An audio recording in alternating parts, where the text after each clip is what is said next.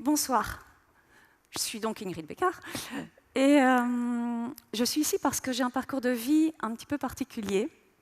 Voilà, je ne suis pas chercheur, pas philosophe, pas professeur, je suis simplement une personne qui a dû faire face jusqu'à faire avec.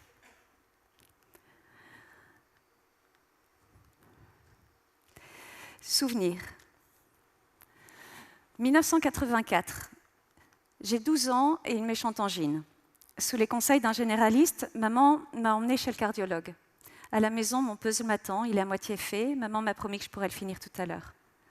Après examen, Dr Ray, aujourd'hui professeur, m'explique que mon cœur est attaqué, qu'il faut l'aider et que pour cela, je vais devoir rester dormir à l'hôpital.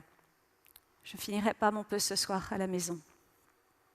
Les consultations sont au 2e, le service de cardiologie pédiatrique au 8e. Nous sommes dans l'ascenseur. Et là, l'image se grave. La présence attentionnée du docteur Ray, le regard préoccupé de maman et moi, qui réalisent que ma vie vient de basculer. Mon cœur avait donc été attaqué. Les dégâts étaient là, un cœur trop gros qui n'arrivait pas à battre correctement. Du jour au lendemain, j'étais devenue cardiaque. Un mot qui n'allait pas du tout avec mon tempérament. Un mot qui n'allait pas du tout avec collège, amis, sorties, lycée, soirées, grosses fêtes, escapades, etc. Résultat, j'ai flirté avec mes limites. Les mots malaise cardiaque allaient mieux avec mon tempérament. C'est un état extrêmement intéressant que celui d'être dans sa limite physique, celui de vivre son instinct de survie. Le monde se revêt d'une nouvelle clairvoyance. C'est comme si, d'un coup, je savais qui j'étais. Il m'a donc été donné très tôt de ressentir la fragilité de la vie et ce faisant, à quel point il est essentiel pour moi d'être heureuse, vite, maintenant. Mais maintenant, c'est maintenant, tout de suite, là. Profiter même de ce malaise, de cet état qui devenait alors intéressant à vivre. Trouver l'intérêt, le positif, le rire, le goût, aimer. Aimer l'instant, quel qu'il soit.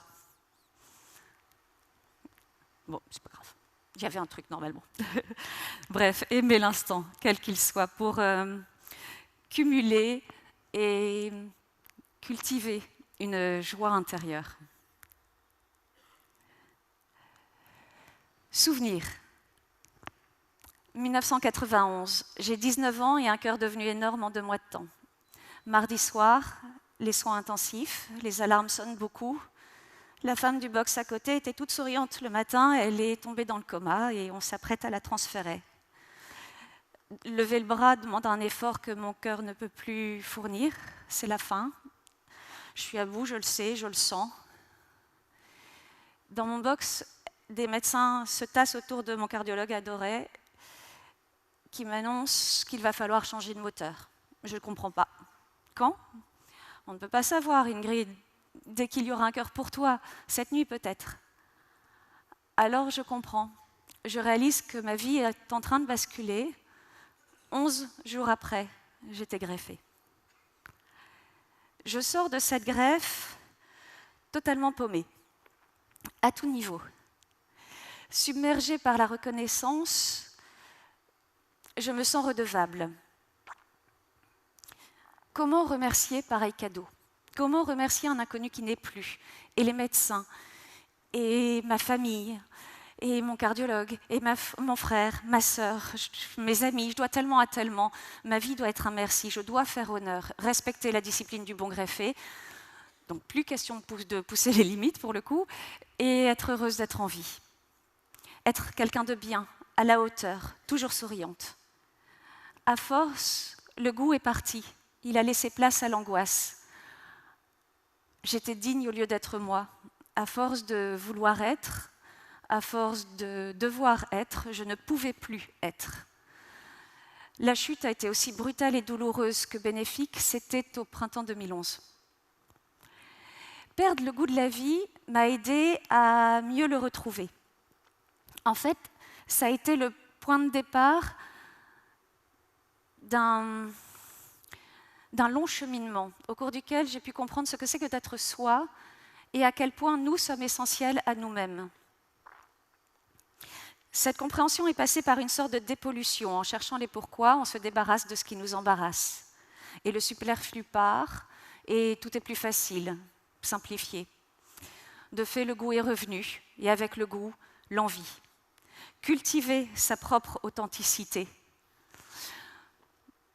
pour que le monde garde ses couleurs. Souvenir.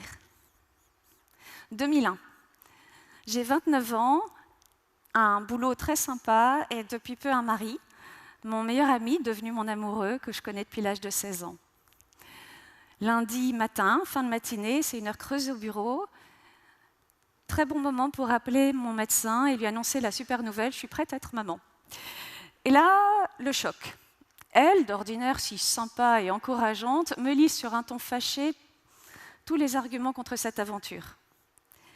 Les médicaments anti-rejet, non compatibles avec une grossesse, la fragilité d'un corps qui a déjà bien donné, l'inconnu médical, les implications cardiaques et même mon espérance de vie. Il est probable que cet enfant, et encore faut-il qu'il naisse en bonne santé celui-là, donc il est probable que cet enfant perde sa maman très tôt dans sa vie. Je pars pleurer dans la cage d'escalier.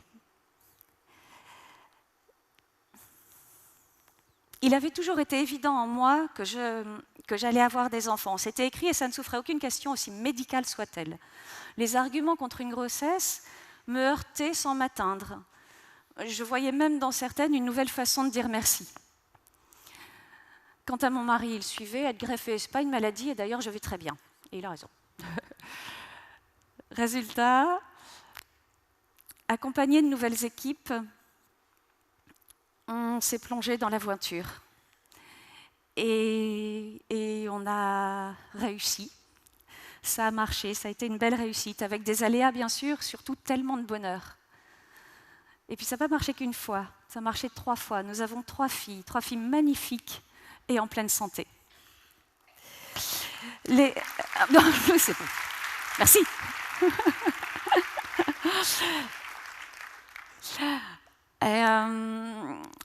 Cette aventure m'a enseigné l'humilité face à la nature et surtout la confiance en la vie. Oui, la nature est là et on peut choisir de la pensée bienveillante. À partir de là, la vie qui en découle a forcément quelque chose à offrir. Alors peu importe les événements, il y a du bon à les vivre, qu'ils soient évidents ou invisibles. C'est une intime conviction. Oser la confiance en la vie pour accepter, non mieux pour accueillir les aléas de la vie. Souvenir. 2013. J'ai 41 ans et un cancer du sein, le gauche. La période radiothérapie touche à sa fin, mon sein est totalement brûlé, j'ai mal, je craque. Mercredi, début d'après-midi, figée dans mon lit devant faire mes pansements, j'ai les yeux rivés sur le réveil, les antidouleurs devraient déjà faire effet, j'attends l'accalmie.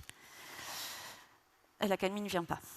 En revanche, ma fille, oui, ma grande fille de 10 ans arrive et me propose son aide.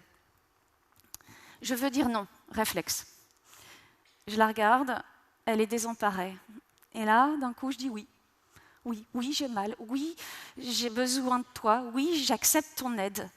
Elle bondit, revient toute équipée, accompagnée de ses deux petites sœurs. Et là, je les vois me soigner.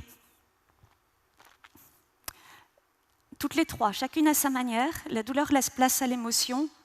C'est l'un des plus beaux moments de ma vie. J'avais toujours géré seule mes souffrances physiques. Adolescente, dès les premiers signes de malaise, j'allais me cacher et souvent enfermée dans les toilettes, je gérais. La réaction des autres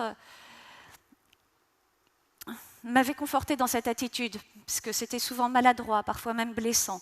Et puis le côté de la maladie paraît plus petit quand on vit pour soi tout seul. Voire, je pouvais même limite le contrôler. Donc c'était un fonctionnement instinctif, testé et approuvé. Là, j'ai eu l'opportunité d'être confrontée à ce fonctionnement et d'avoir le choix d'en changer. Et j'ai changé, et ça a marché. Ensemble, nous retrouvions de la puissance face à l'impuissance. Ensemble, nous étions dans la force du partage. Cet épisode m'a révélé que tout fonctionnement, aussi ancré soit-il, pouvait être changé. Si un instinct dicte une conduite, il est possible d'agir autrement. Et autrement a aussi ses avantages. En l'occurrence, c'est génial de savoir cacher et encaisser, mais c'est aussi top de savoir reconnaître et partager. J'ai le choix. Nous sommes libres. Nous pouvons changer. À chaque instant. Résistons pas au changement, il y a toujours moyen de s'adapter et d'en tirer l'essence bénéfique. Oser changer, c'est... Attendez, hop. Voilà, être libre de soi-même. Je pense que c'est la clé justement pour non plus faire face, mais faire avec. Souvenir. Mardi matin, 30 juillet 2013.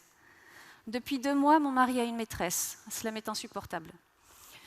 Au vu de son attitude particulièrement désagréable hier soir, j'ai durant la nuit fouillé dans ses affaires.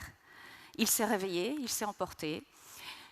Je ne respecte pas sa vie privée, il ne peut plus me faire confiance, je ne le respecte pas, il n'en peut plus, il en a marre, il me quitte.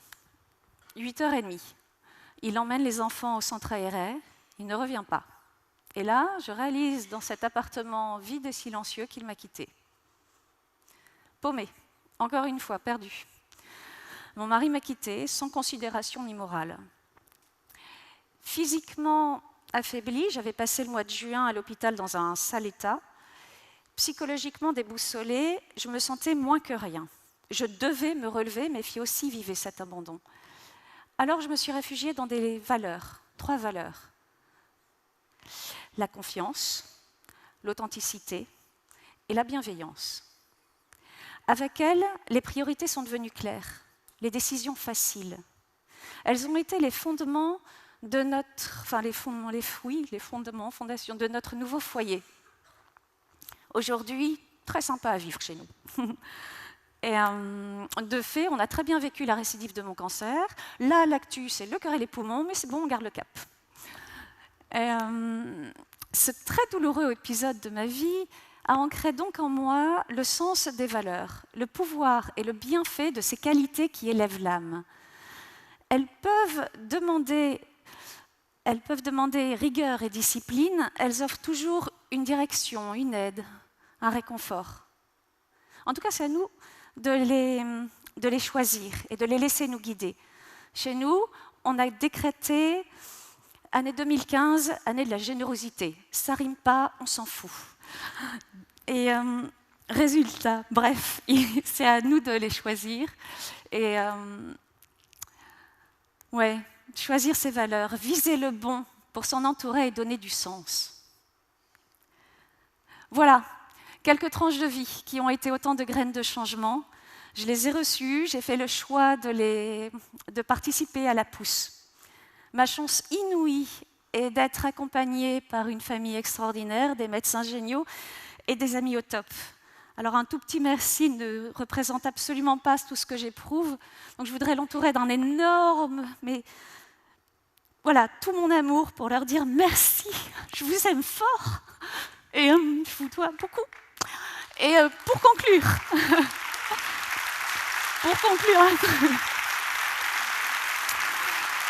merci.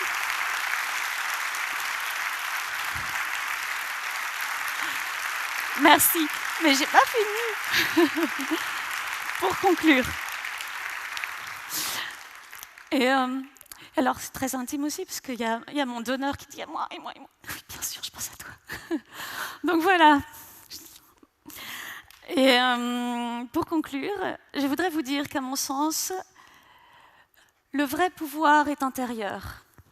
Dans la façon qu'on a de vivre les aléas de la vie, dans les graines que nous captons et notre façon de les transformer.